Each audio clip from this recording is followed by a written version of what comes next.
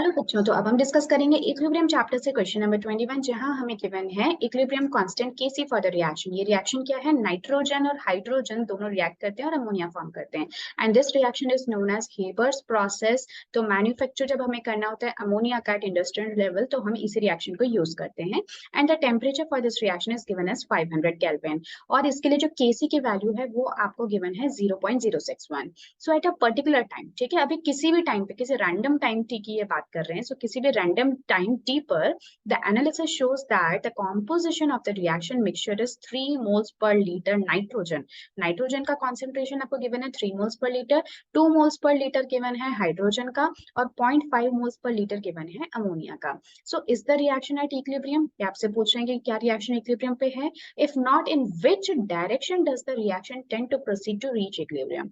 अब इस तरह के क्वेश्चंस हम पहले भी कई बार कर चुके हैं, सो आई एम श्योर कि आप अब इसको मिनटों में कर लोगे इस क्वेश्चन को, तो राइट। तो देखो यहाँ पे केसी की वैल्यू आपको ऑलरेडी गिवन है, और किसी भी रैंडम टाइम की बात हो रही है, इसका मतलब अब आपको क्या निकालना है? क्यूसी। तो आप क्यूसी और केसी को कंपेयर करोगे। अगर क्यूसी की वैल्यू जो है वो मान लो ज्यादा होती है केसी से, इसका मतलब यह है कि रिएक्शन आपकी बैकवर्ड डायरेक्शन में जाएगी। अगर क्यूसी और केसी इक्वल निकल के आता है, तो इसका मतलब ये ऑलरेडी इक्विलिब्रियम पे है, तो यानी फॉरवर्ड और बैकवर्ड रिएक्शंस दोनों ही हो रही हैं। और अगर क्यूसी की वैल्यू कम होती है केसी से, इसका मतलब रिएक्शन मेरी फॉरवर्ड डायरेक्शन में जाएगी। तो मुझे फाइंड आउट क्या करना है? सीधे सीधे तरीके से मुझे क्यूसी फाइंड आउट करना है। तो क्यूसी की वैल्यू आप कैसे निकालोगे?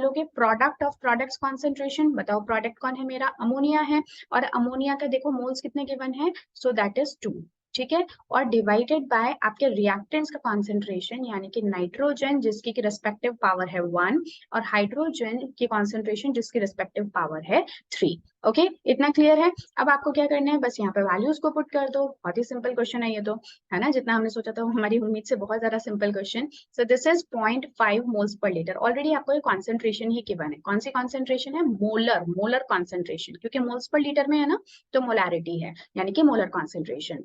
नाइट्रोजन बताओ आपको कितना गिवन है? सो नाइट्रोजन आपको गिवन है 3 मोल्स पर लीटर, और हाइड्रोजन आपको कितना गिवन है? सो दैट्स गिवन है 2, ठीक है। तो अब आप यहाँ से क्या कर लोगे? क्यूसी की वैल्यू निकाल लोगे, ठीक है, सिंपल है। तो क्यूसी आपका कितना हो जाएगा? ये हो गया 0.5 इंटू 0.5, ठीक है, ये 0.5 का स्क्वायर, सिंपल कैलकुलेशन है तो आप लोग इजीली कर भी सकते हो उसको। और ये हो गया 3, और ये हो गया मल्टीप्लाइड बाय 2 की पावर 3, यानी कि 8, ठीक है। इसको एक बार सॉल्व करो और देखो कि क्या आंसर आपका निकल कर आता है, 0.0104, ठीक है। तो ये क्यूसी की वैल्यू आपकी आती है कि नहीं? बट यहाँ पे जो मोस्ट इंपॉर्टेंट चीज है वो ये नहीं है कि आंसर निकालना है, आपको क्या बताना है कि क्या इक्विलिब्रियम रीच हो गया है, और अगर नहीं तो कौन सी डायरेक्शन में आपका इक्विलिब्रियम चल रहा है।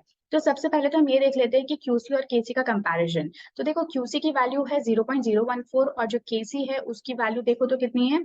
सो देख लेते हैं ये कितना था, 0.061, ठीक है। अब आप खुद ही बताओ, इतने तो समझदार हो, 0.061 बड़ा कौन है? तो ऑब्वियसली बड़ा कौन है? केसी बड़ा है, तो इसका मतलब क्यूसी इज लेस देन केसी। तो बताओ रिएक्शन कौन सी डायरेक्शन में जाएगी? मैंने आपको पहले भी बताया था कि आप एक इस तरह से टेबल बना लिया करो, और यहाँ लिख दो क्यूसी इज इक्वल टू केसी, यानी कि ये तो हो गई आपकी इक्विलिब्रियम स्टेट। अब ऐसे में अगर क्यूसी की वैल्यू जो है वो केसी से कम होती है, इसका मतलब कि इक्विलिब्रियम तक पहुंचने के लिए भी और रिएक्शन करने की जरूरत है। दैट मीन्स जो रिएक्शन है वो आपकी फॉरवर्ड डायरेक्शन में ही मूव करेगी। Is that clear? क्योंकि केसी की वैल्यू क्यूसी से कम है। आई होप आपने ये समझ गए होंगे। तो सबसे पहली बात तो इक्विलिब्रियम अचीव नहीं हुआ है, और दूसरी बात डायरेक्शन कौन सी होगी? So direction would be in the direction of product, यानी कि फॉरवर्ड डायरेक्शन होगी। Is that clear? तो ये काफी सिंपल सा क्वेश्चन था।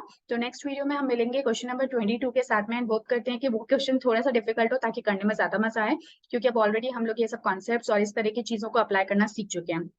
तो अब हमारी जो अर्ज है ना थोड़े से मुश्किल क्वेश्चन की, वो भी बढ़ गई है, राइट?